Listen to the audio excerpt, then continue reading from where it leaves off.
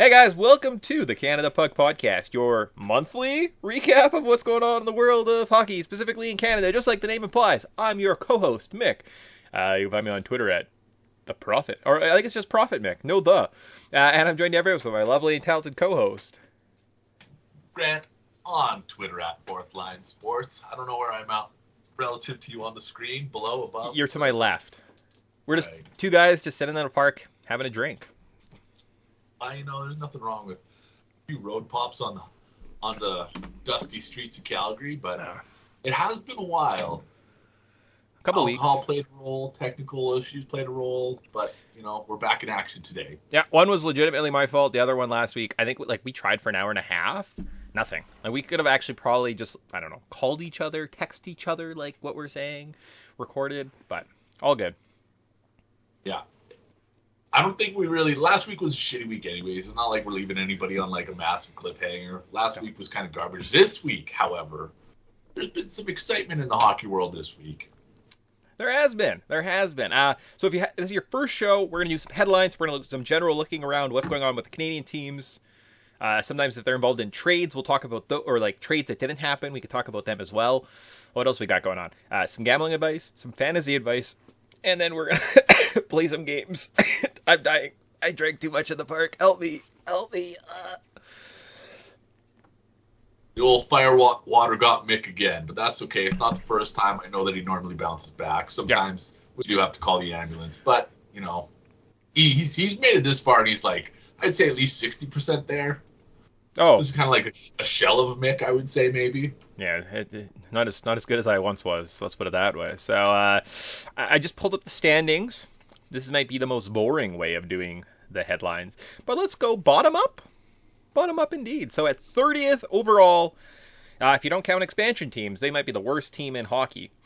The Montreal Canadiens. What's a cool story? What's happened in the last, let's say, 2-3 weeks with the Montreal Canadiens?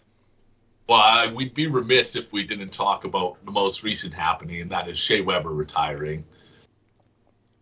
I don't know how they're going to replace him, and I think the on-ice product is suffering because of it. But there's been a whole bunch of stuff going on with Montreal, as predicted by Mick early in our preseason episode, and that is this is the most entertaining franchise to pay attention to, and they have not disappointed through the first few weeks of the season. Carey Price. Carey Price is going to rejoin the team. That's exciting. They can't stay healthy. Everybody's injured. They just got shellacked by the Islanders, who they've been scoring 3 goals a game, not even, and they got 6 on Montreal. I don't even know where to start, Mick. Let me hear. Well, I guess I start with Shea Weber. Where would you start with the Habs? Yeah, I think just the turmoil, their poor offseason is coming to bite them in the butts right now, right? We're seeing essentially that they probably overachieved last year. They had some moving pieces. I actually did not hear about Shea Weber retiring, so that is actually news to me. So that is breaking news in my world. It's kind of shocking. It's weird that he's going from elite level. Was he the second best defenseman in the Stanley Cup Finals? 4 months ago, and now he just can't play hockey anymore? That actually is kind of concerning, right? I guess both him and Price, right? They were playing all world, top of their game to just nothing. They almost kind of, last kick of the can. They kind of, burnt the motors out on those ones, and I'm sorry to hear that, to be honest with you. I'm not a Montreal fan, but I respect the hell out of what Shea Weber did for his career, and happy trails.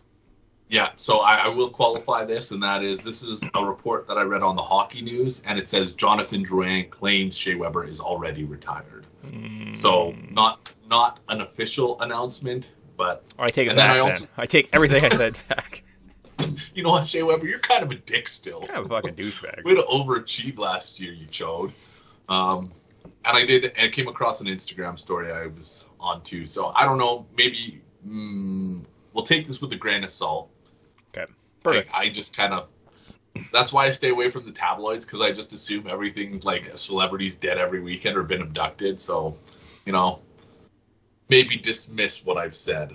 All right, fair enough. Yeah, Montreal's a super funny franchise, and they've done this for years. You can go back when they were making deep playoff runs against the Bruins, and they had these like epic series, and they almost made it to the finals, to the point where they're getting like top round picks almost, right? Like then they bottom out and they'll end up with Galchenyuk or something like that. But then they're back in the playoffs next year. So they kind of seem like a bit of a roller coaster franchise. They've been doing it for a while. So if you're Montreal fans, you're well seasoned. Yeah, you know what to expect. The advanced metrics from an analytics perspective are starting to work in their favor. Last game notwithstanding, injuries played a part in that. It looks like everybody else is like basically every skilled player is a game time decision tonight. If they're not going, then it's obviously a great spot to fade them again because Montreal. And you know what actually makes me really happy. Before I have one last note before we move on. I love seeing Cabs getting booed on home ice. Nothing actually makes me happier than just seeing these angry French Canadian mob turning on the habitants and just booing them out of their own building. Yeah, but warms the cockles of most men's hearts. Moving up the standings to one whole spot. We're actually going to stay in the basement for a while on this one. This is vintage Canada puck. This is what I'm expecting. We have 3 crappy teams. The Ottawa Senators. What's going on with the Ottawa Senators in the last couple weeks, other than losing hockey games? You know what? I think that this franchise deserves a little bit, just like a smidgen of credit for getting their offense sorted, and that is they do have an exciting group of offensive players. Defensively, they're meh, but their real issues are in net. And that is they signed Matt Murray to that 6-year contract. What was that? Not last offseason before that. He hasn't really panned out. Philip Gustafsson, he's been the lone bright spot.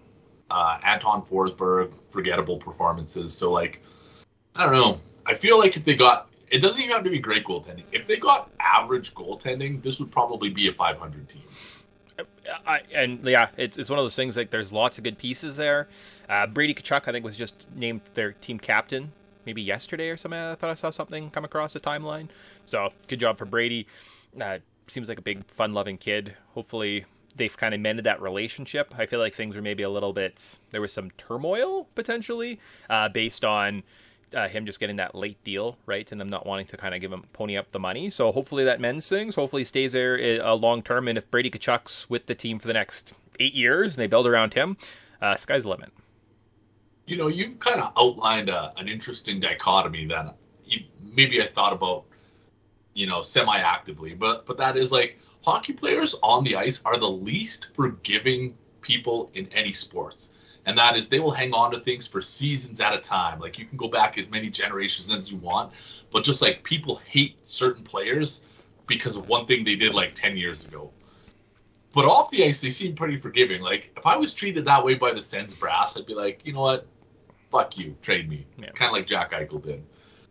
But Brady Tkachuk just laughs it off, and 2 weeks later, he's named team captain. So I also saw that on Twitter, so I wasn't after my Shea Weber debacle, I wasn't going to come out here and announce anything else that was news. So, yeah, no, that's fair. I understand being a little gun shy on that one. Speaking of being gun shy, that is a terrible segue.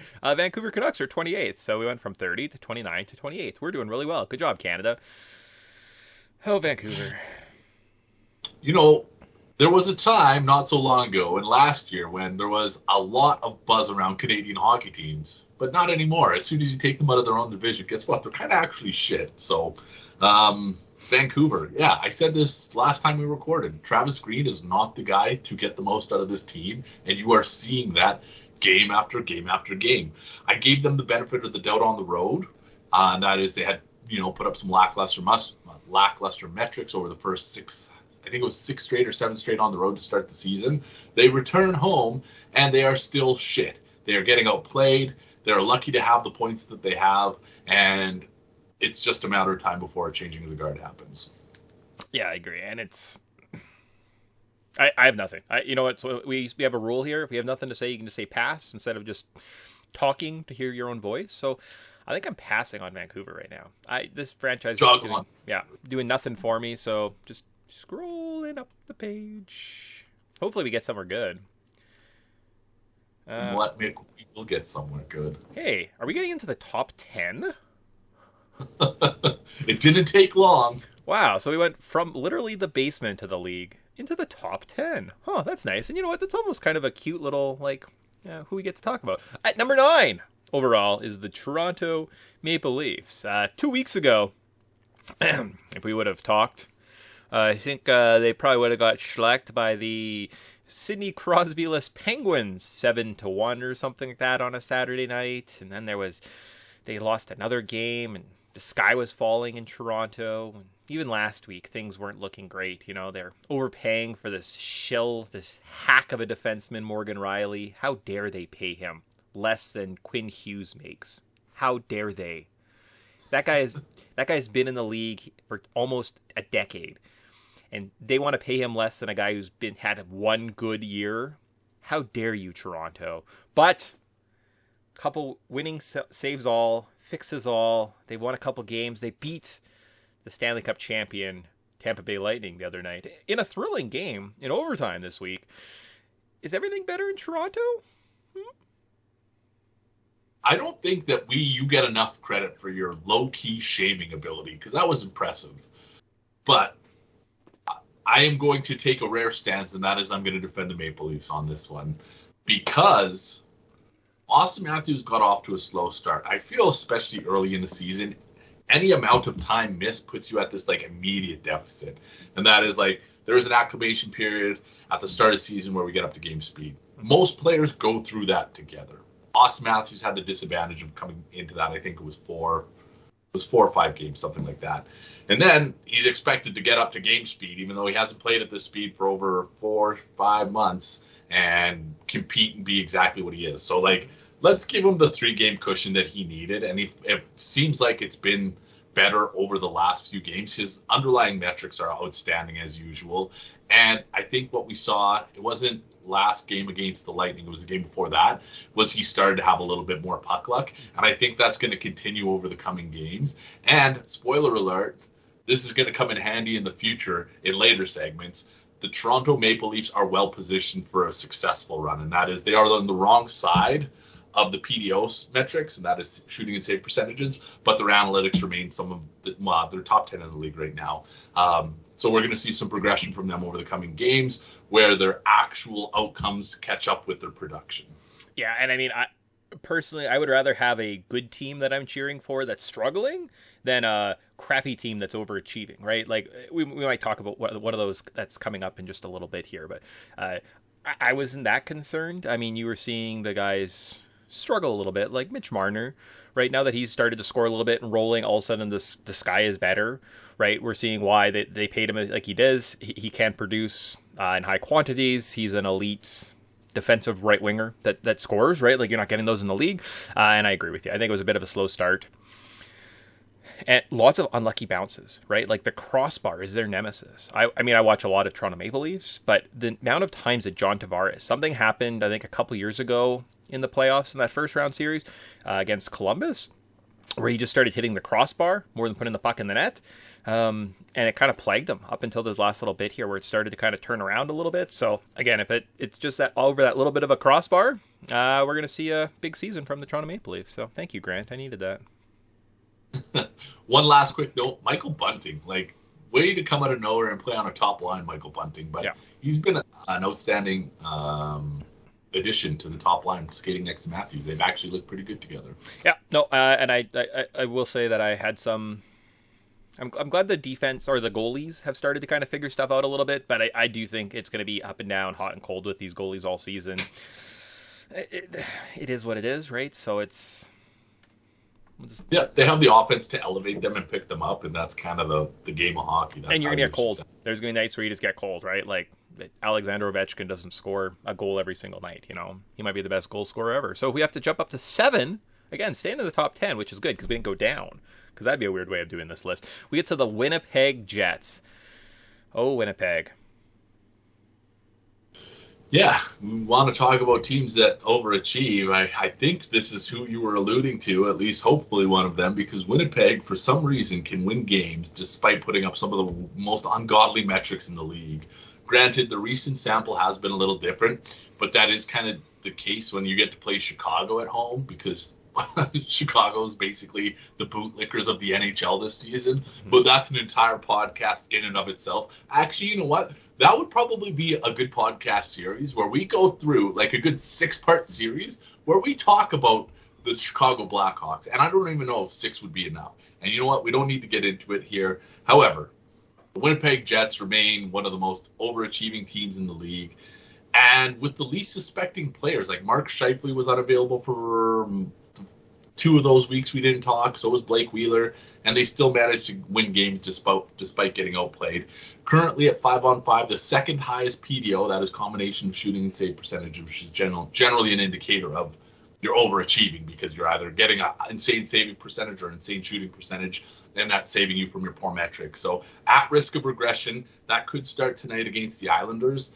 Back-to-back for Jets. Hellebuck's injured, or questions around his health. He might have even had COVID, or there were some COVID concerns. So Eric Comrie could potentially have to start both nights of a back-to-back. Tonight against the Islanders. We'll see how that shakes out.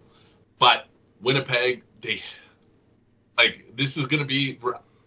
Our true loyal listeners will remember the Ottawa Senators from the year they lost to Pittsburgh in Eastern Conference semifinals. Outliers. That was the year Craig Anderson's wife, maybe it was 2017, had cancer, and they kind of used it as a rallying point. Whatever. This is kind of what we're seeing from...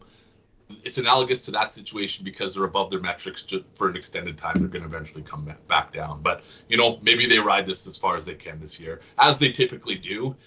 Maybe they ride it a little further this year. Super. Great. Yeah. I have a confession to make at this point of the podcast. Last year I was dialed in. I watched so much hockey. I knew everything. I was following it 100%. Usually until football season ends, I kind of just limp along. Winnipeg, congratulations, you still have a hockey team. That's news to me. So let's pass again on that segment. On to number 5.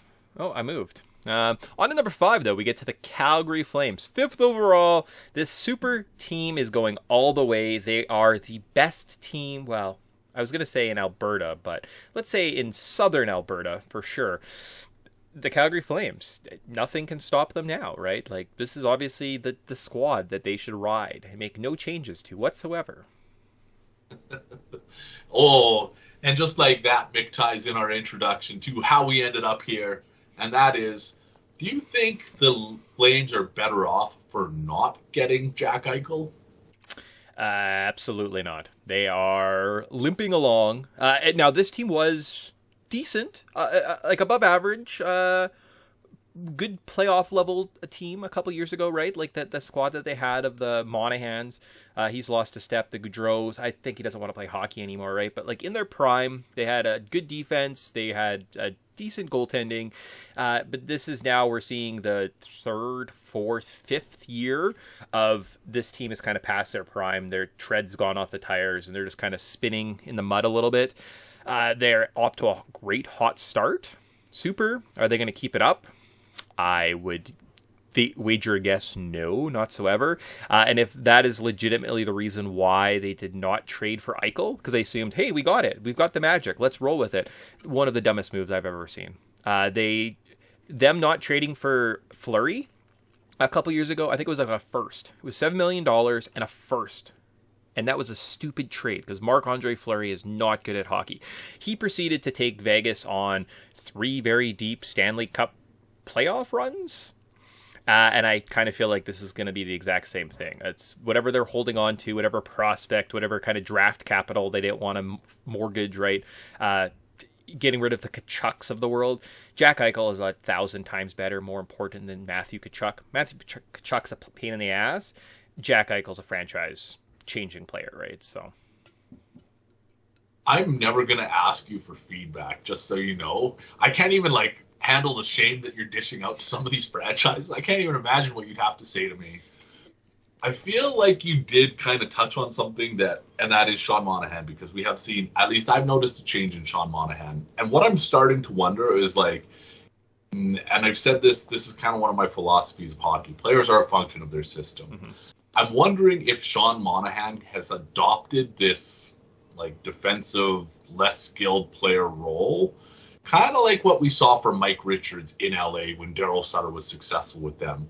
Because it's basically you have to play that style of game to be successful with Daryl Sutter.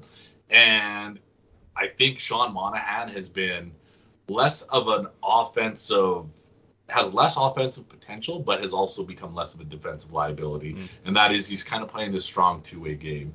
From an analytics perspective, I've actually been shocked to see the Flames doing as well as they have been. And that is, like, if we look in recent game scores, 4 of their past 5 have been above their expected goals for percentages, above 50%. And that is, they are relying on this Sutter defensive system.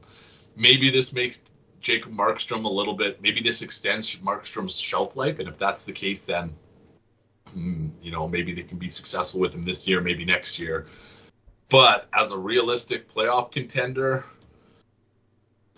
they're going to have to do this, basically. They're going to have to play this game for 82 games of the regular season, and then when the stakes get higher in the playoffs, play it for 16 wins.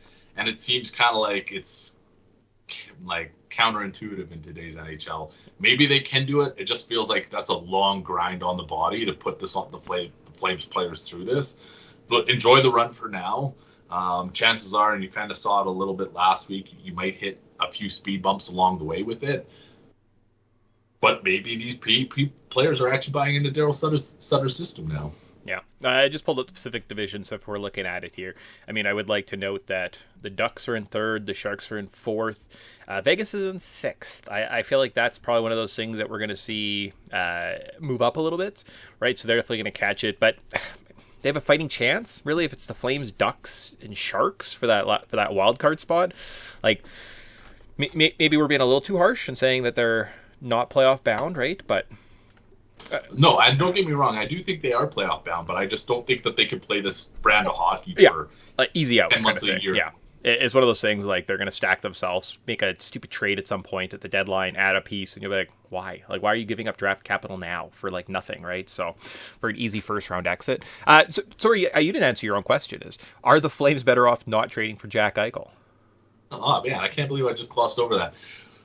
I can't remember what the asking price was, but I remember reading a report that Tkachuk was not part of the deal. And I thought that was kind of one of the deal breakers, was like they didn't want to move on from Tkachuk. But all of a sudden, and I'm with you on this one, how did you choose not to make your franchise better?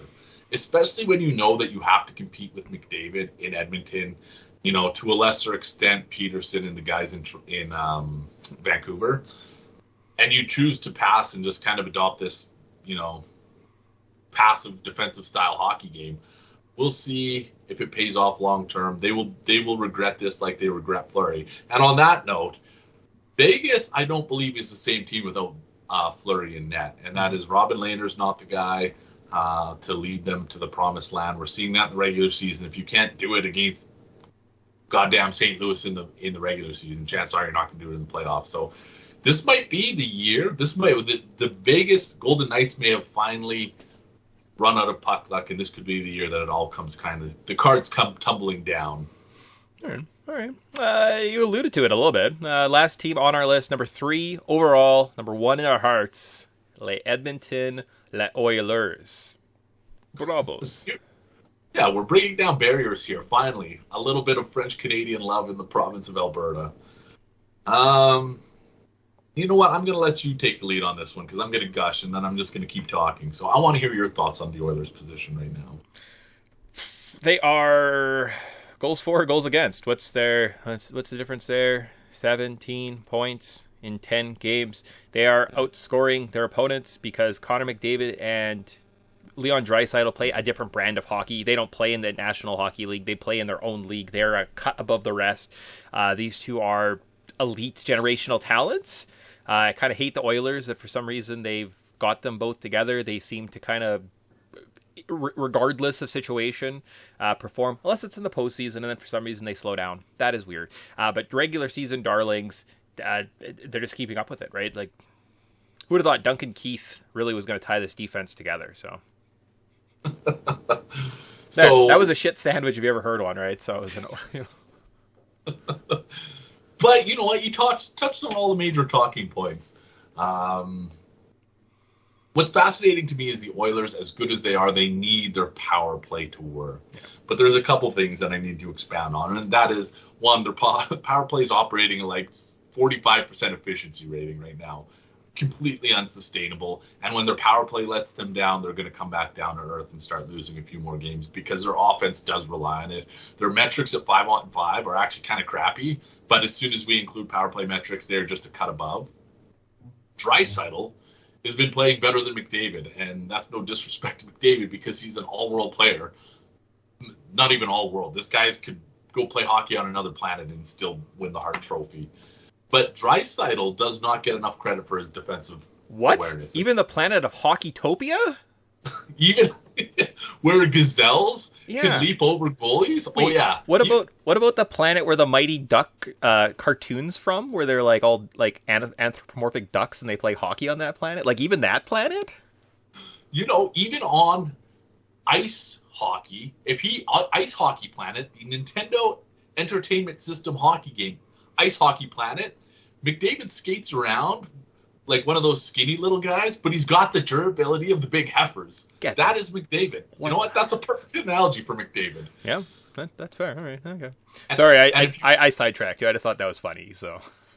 Well, yeah, no, these are the rabbit holes that people come for. Yeah. But getting back on track, actually not quite on track. Did you see McDavid's goal last night? I saw a tweet about it. But I was out, and I'm out of high-speed data, so I couldn't download the GIF or like the little video. So that's something on my to-do list today.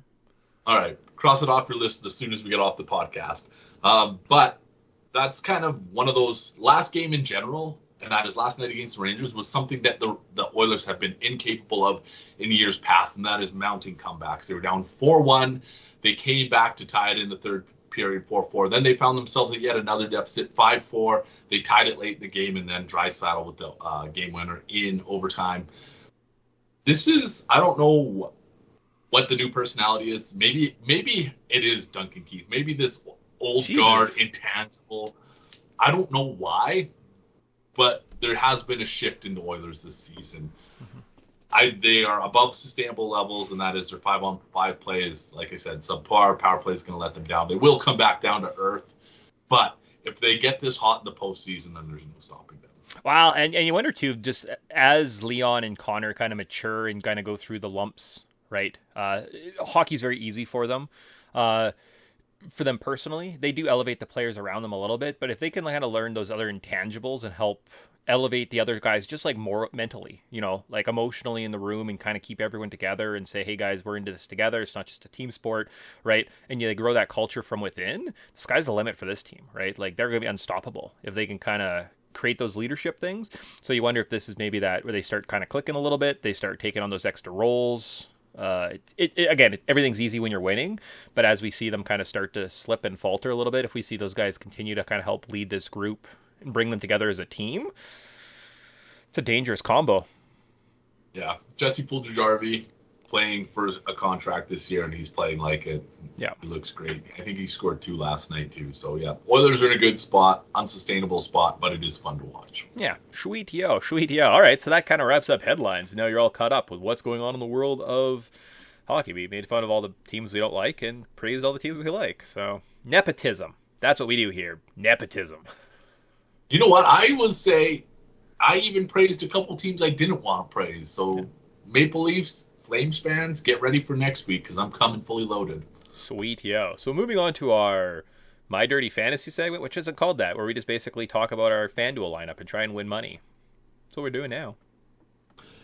Yeah, and we got to travel. It's almost like time travel machine worthy here because we have to go back 3 weeks to our last FanDuel lineup. Actually, our only FanDuel lineup of the season. There's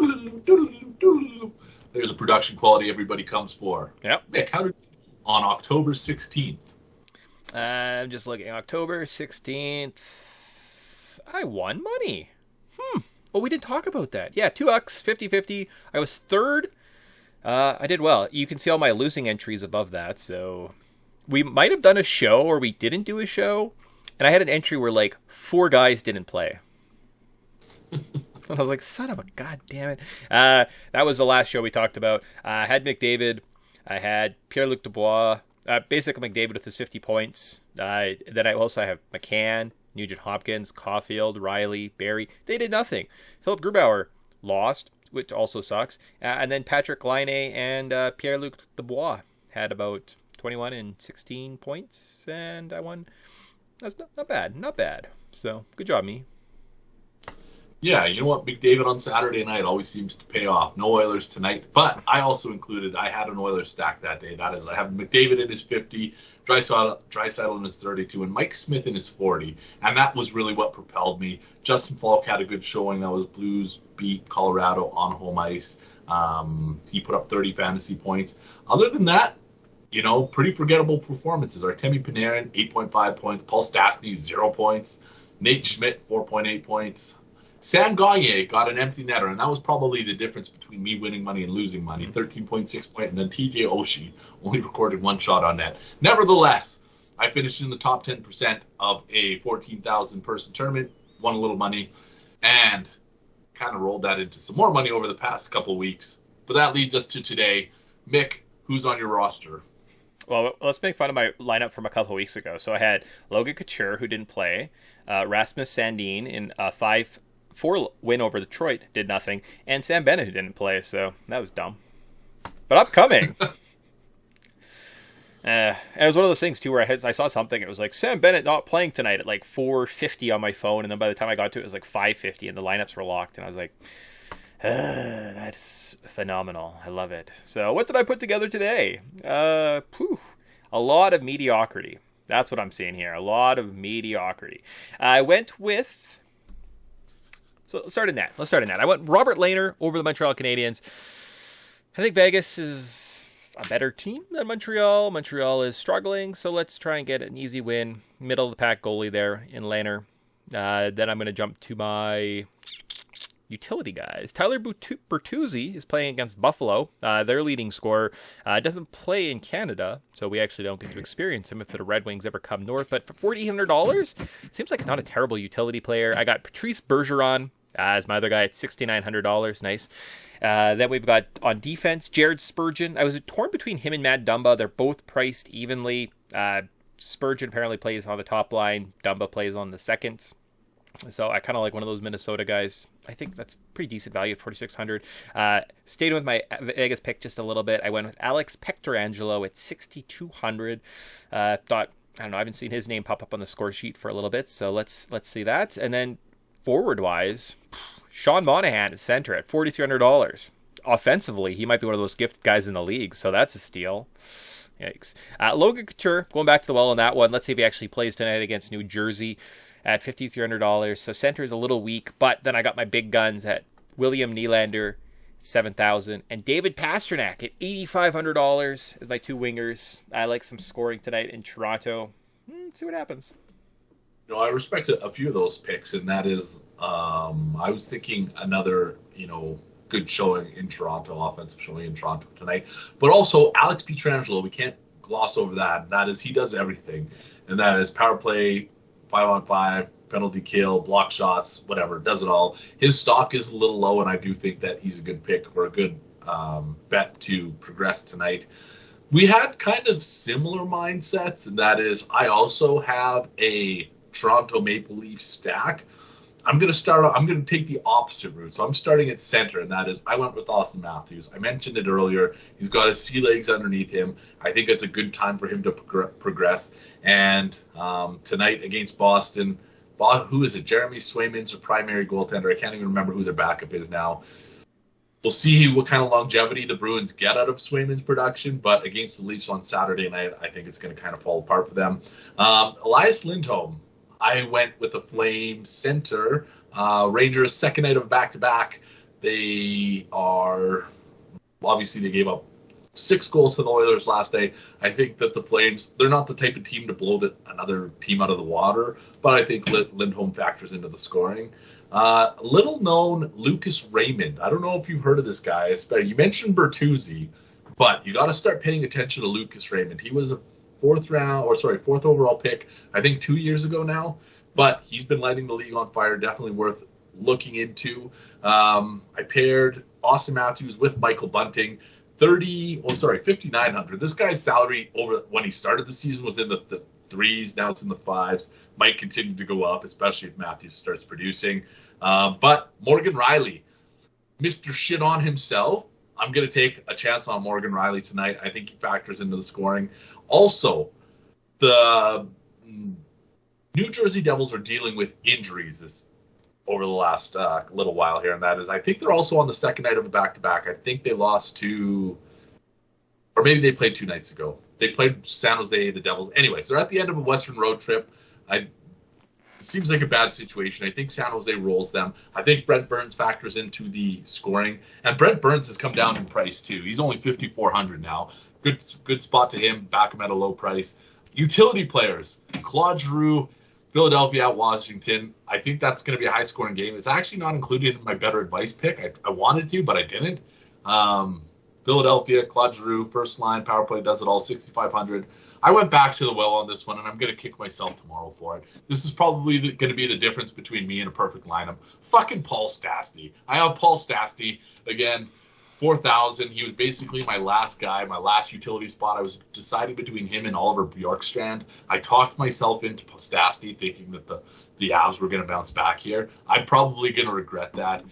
Joining them in net is Jacob Markstrom. The under in that game is bet up to minus 130 on the under 5.5. So leaning towards the under. We both like the Flames. To me, that just spells Markstrom win, probably a bunch of saves. So that is my lineup.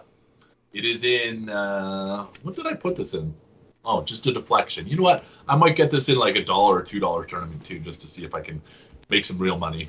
Yeah, so that's what I think. I ended up with a $2 or something like that. So I thought that seemed decent. You know what? I talked myself into it. I'm going to replace Stastny with Bjorkstrand, and I'm going to enter this in a little higher priced tournament here.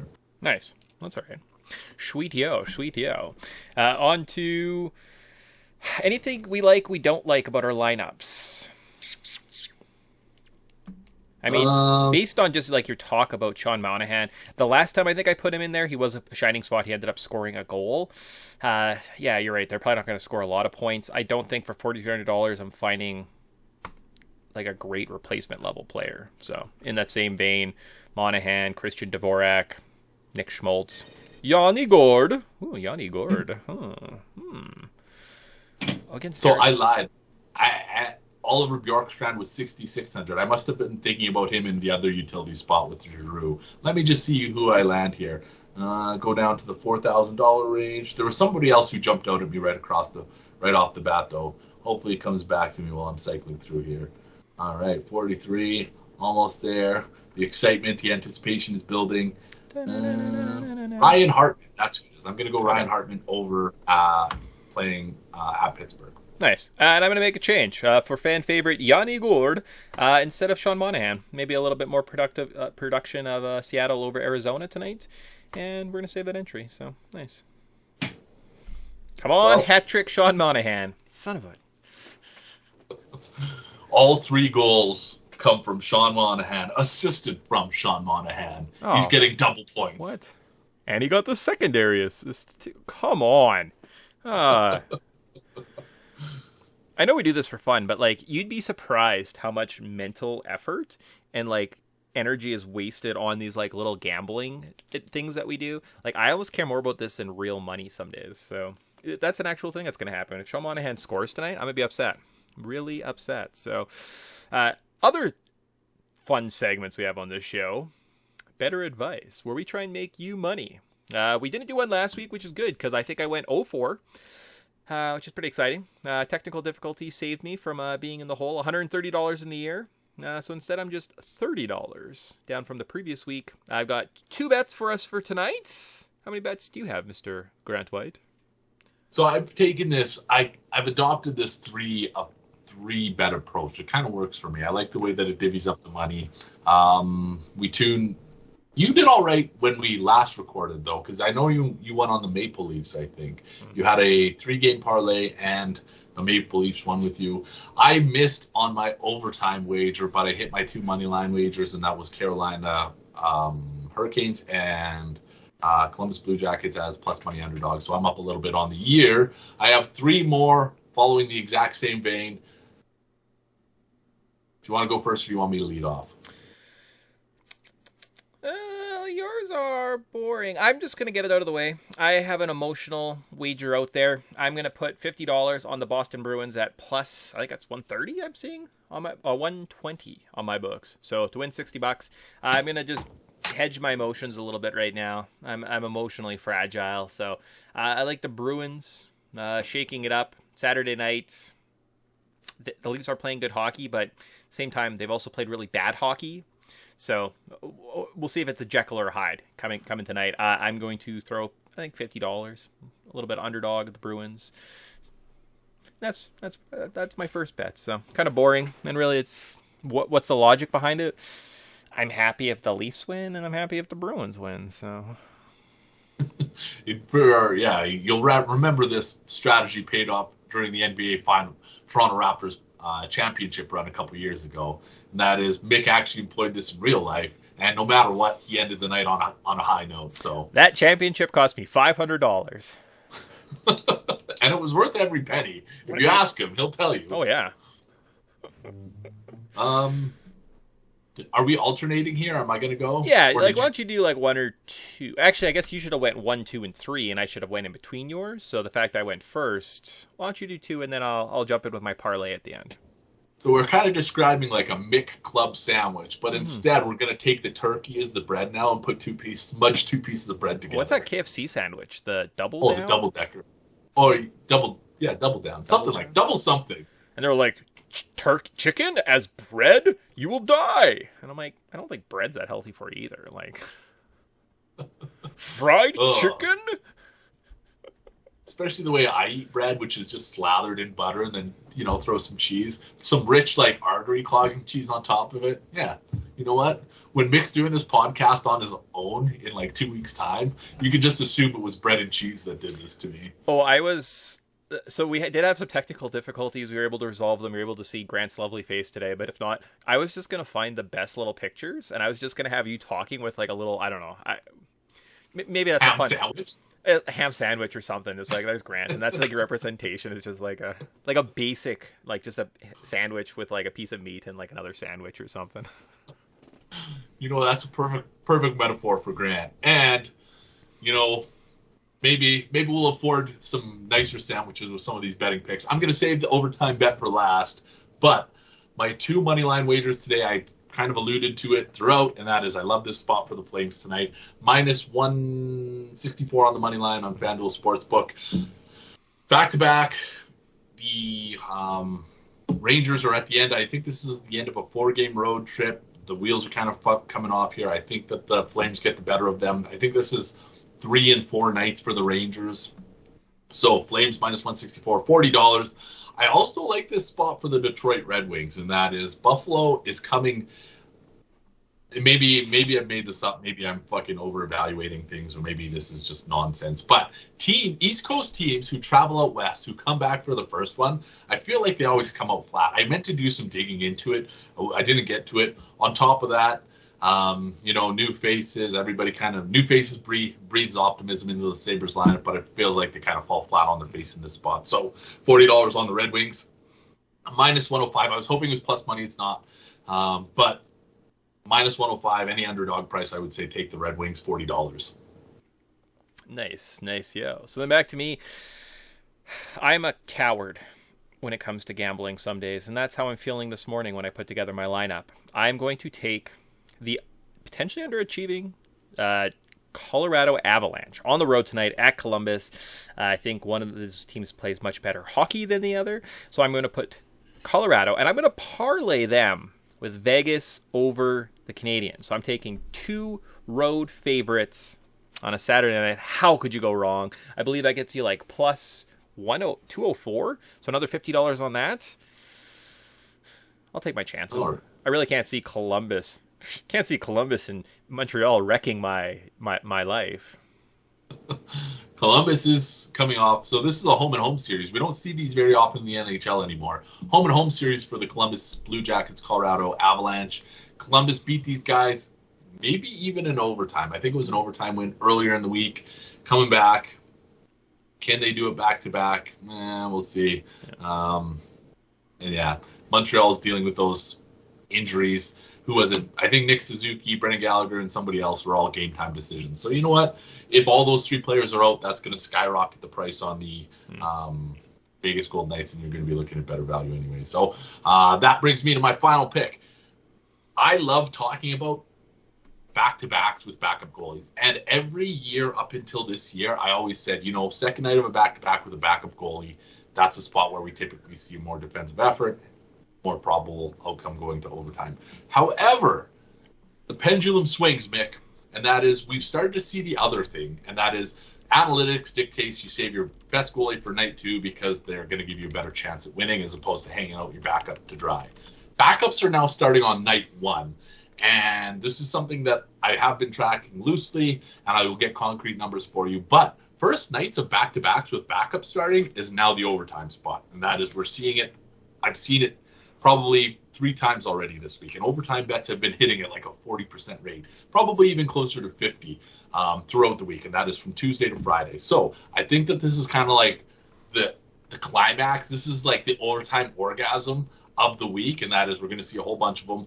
One spot, I'm going back to the well, and that is Arizona Coyotes on the second night of a back-to-back off a tough loss. They host the Seattle Kraken. Seattle hasn't been the same team on the road. Metrics are still, like, their metrics are skyrocketing, but it just feels like, again, everything's kind of culminating in this collapsible spot for the Kraken.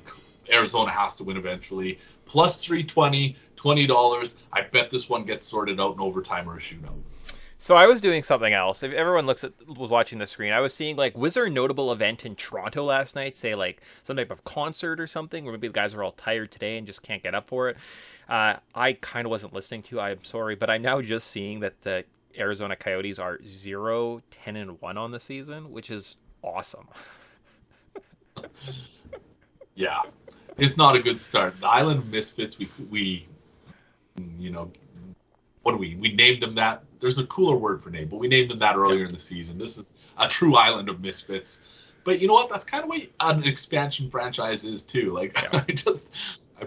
If we're gonna do a metaphor, I just picture a bunch of Muppets like chasing after each other with hatches, and they're just going to collide at center ice. That's what we're going to get with the Kraken and Coyotes tonight. Oh man, that is unfortunate. So yeah, good luck. A little overtime in the desert, eh? Fun. Yeah, we'll see. All right, nice. So that kind of wraps up all our segments for you guys. Now it's our turn. Now we've provided content with you. We've told you our opinions, which everyone wants to hear. We've won you money on FanDuel. We've definitely won you money with our gambling tickets. Good luck, Grant. Now that I've said that, we're both going to lose, so got that in. Let's do something for us. Let's play a little game. You know what Grant wants? Grant wants to win some cards. That's what he wants to do. So, what we've done in the past is I bought a bunch of cards. I have a bunch of boxes of this nice Upper Deck series. These cards are actually kind of crappy. I don't really like the texture. Like, they just feel kind of cheap, right? I don't know. Not really a fan. But I don't want to, like, belabor the point. I got a blaster box here. I think we've probably got some cool ones. Like, we probably got, like, a jersey card or something, or, like, an autographed card. Something in this box is worth some money. So over the next couple weeks, we're going to open it up. Grant's going to play a little trivia game. It's going to be called Stacked Trivia, because it's like a stack of cards. And he's going to see what happens. So we're going to open up this bad boy, because we were using, like, a fat pack. And I looked at the cards. They suck. Like, they're not good. Not worth our time, so let's have some fun. Grant, today you have to. We're gonna do a callback. 10 years ago, very important hockey tournament happened in Canada. You actually were in the city at that point. We're looking at Vancouver Olympics. If I can, I was gonna say, can you name the Canadian gold medal team? Like, could you name all the players or something like that? 8 players off the team. That seems boring. What we're going to do instead, and maybe we've actually done this before, is we're going to find the scoring leaders for the tournament page, and you have to try and guess the top 8. 3 strikes, and we'll see what kind of cards you win. So, you know what? I know who the tournament leading scorer was. You got it all queued up? No, I really don't. This is like, come on, Wikipedia. Yeah, let's try a different Google search. So we want the 20 gold medal. No, so 2010 Vancouver Vancouver Olympics hockey scoring leaders. There we go. Ice hockey. No, that's just the same page. What the heck? Quant hockey? All right, there we go. That's these are all Canadians. Do you think that's right? That can't be right. Team Canada. I can't do the whole tournament. Tournament records. No, I should have done this beforehand. Now you're just watching me like awkwardly use the internet. This is the worst. This is always the part that kind of gets me excited. I'm like, man, I hope Mick's browser history just somehow comes on the page. All these pop-ups, just unavoidable. All right. Damn it. I got it. So we're looking at top 8. It's not just all Canadian players, so that's exciting. No, it isn't. Because number 1 is actually Pavel Demitra. Pavel Dimitrov is right. Oh my gosh, you got it. When you said yeah, you're like, I know who number 1 is, and I was like, it's not Sidney Crosby, you idiot. No, it's Pavel Demitra. I don't know how that one stuck with me, but it is Pavel Demitra. I couldn't even tell you. I think, what is he, Slovakian? Czech, maybe? Yeah. I don't know what that country is. So, there you go. Or maybe Slovakian. I don't know. Maybe someone's like, you idiot, that's clearly the Slovakian flag. Now, you know what? This is the heel. This is our heel turn. We're going to have just this cult following of Slovakians just angry at Mick, chasing us with pitchforks. Finally, I've been waiting for this. We need a heel turn. Every day of my life, baby. All right, so we technically there's 9. So, I mean, if you get in and around that range, we're not going to be too stingy. So you have 8 other names to choose from. 3 strikes. Can you tell me who the other 8 names on this list are for a chance to get some sweet Upper Deck cards? Gonna go right off the bat. I think Phil Kessel was on the list. I think he had a whole shitload of goals that tournament. No, he's not. That would be a big old X because I'm seeing Phil Kessel as he's not doing so well. Yeah. He had 2 goals then? Yeah, I thought something like that. Maybe that was like it for the tournament though. So sorry, Phil. Yeah.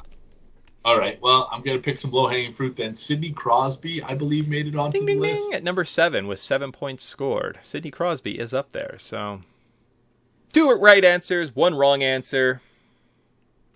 I don't know why I have this name in my head, but I think it's because he skated on a line with Crosby. Is Jerome McGinley on the list? At 7 points, tied for, I guess, with Sidney Crosby. He is also there. Ding, ding, ding. 3 right answers, 1 strike. Oh, okay. I was my brain, after knocking 2 Canadians off the list, obviously just went to the Russian team. I know that they didn't have a good showing that tournament, but they also had Evgeny Malkin and Ovechkin. I don't think Ovechkin made it, but I think Malkin was a tournament top scorer. Let's see. Where can I find him on this list if I go low enough? I do not see Malkin anywhere, so... Damn it. Yeah, that's a second big strike, so... no, that's not looking so good. Huh. Actually, sorry, he's 11th, so 6. So we just missed the list by 1. So that is an X. Man. I don't know if I should prolong this or just get it over with, because there's somebody who I thought, and by that I mean, should I just guess Ovechkin or should I move on? Oh, you know what? Pavel Datsyuk. Was Datsyuk on the list?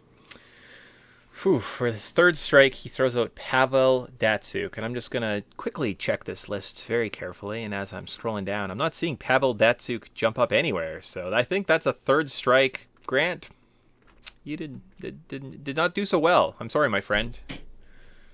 I'm going to go off the charts, though, and I think that did Ryan Whitney miss, and this, I know this doesn't count for anything, but did Ryan Whitney make the top scoring? He did not, no. I thought there was an American defenseman up there who didn't belong there. Oh, you are, like, so close. Like, your finger was on the pulse, and yet, except his pulse was, I got no analogy to that one. So, Pavel Dimitrov was number 1 at 10 points. Marian Hossa had 9 points. Zach Parise, Brian Rafalski That's who you were thinking of. And Jonathan Taves, all with 8 points. And then we had a big tie here. So we had Ginla, Crosby, you got those. Danny Heatley and Ryan Getzlaff were the other names that made that list. So only 3 right answers. That means 3 cards. That means I get to keep 5 of them. So I gave you... When did I give you cards? Was that on our preseason show? I think it was, but we're upstairs. So, yeah, but like I have a stack of cards here. These are all yours. Is that correct? No, you gave me my cards, I think. But I think we did another show. So after that October 16th show, did I come see you? I think I saw you I didn't see you after the second show. So technically all those cards are yours. So I'm going to add 3 cards to your stack today. I'm excited. Do you want to start top or bottom? I'm more of a front or back guy. Let's go back. All right, so back. So I don't know if that's front or back. But, pull off the back. Ooh, that looks like a fun card right off the start. So good job, Grant. There we go. So the top back card, we've got a Mark Giordano Calgary Flames card. So yeah, it's not bad. It's not bad. All-Star. Actually, it's an All-Star card. So there you go. A little bit of a shine. We got a Nicholas Roy. He is not an All-Star for some reason, but with the Vegas Knights is your next card. And finally, we got an Anthony Duclair. That's all right. That's, Which Anthony Duclair? Is that Florida? It's Florida, yeah. Nice. So who did you miss out on? Flip it to the front. We got a Braden Coburn with the Senators. I got a Josh Anderson. Oh, that's nice. An Andrew Shaw. Cam Talbot. And a Mark Jankowski for the Penguins. So, You know what? I'm going to go ahead and declare that a victory. I take back 3 over front 5 any day of the week. Oh, 100%.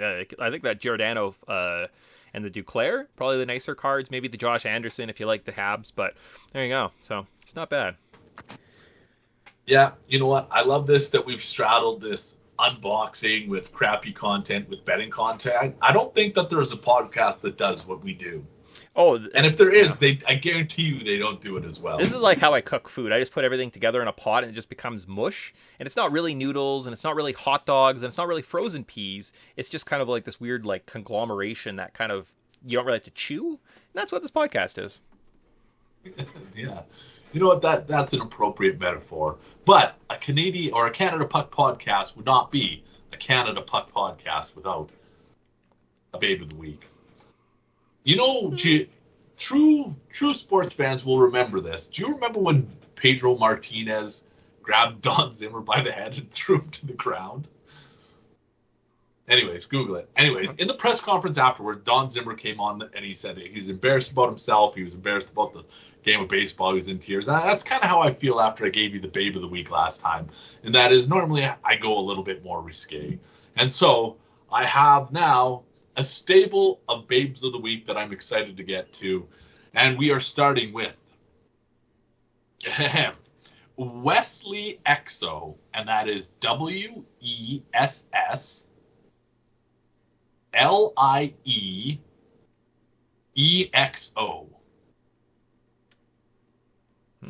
And this lady could, bring the world together. She could end wars. This is a lady who could probably end wars with her Instagram account alone. So, top to bottom, front to back, Wesley Exo, she is our Babe of the Week. Well deserved, and that's definitely worth a follow. So that is, yeah, well played, well done. Not bad at all. So nice, well done. Applauso, Grant, applauso. Hey, we're under an hour. It's always funny how we do exactly an hour, eh? And it's not like we have no pre-production meetings.